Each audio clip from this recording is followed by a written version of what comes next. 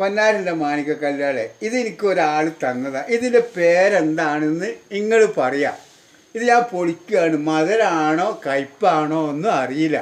അപ്പോൾ ഇത് പൊളിച്ച് തിന്നിട്ട് അതിൻ്റെ രുചി എന്താ അതിൻ്റെ പേര് ഒന്ന് പറഞ്ഞു തരണം കേട്ടോ.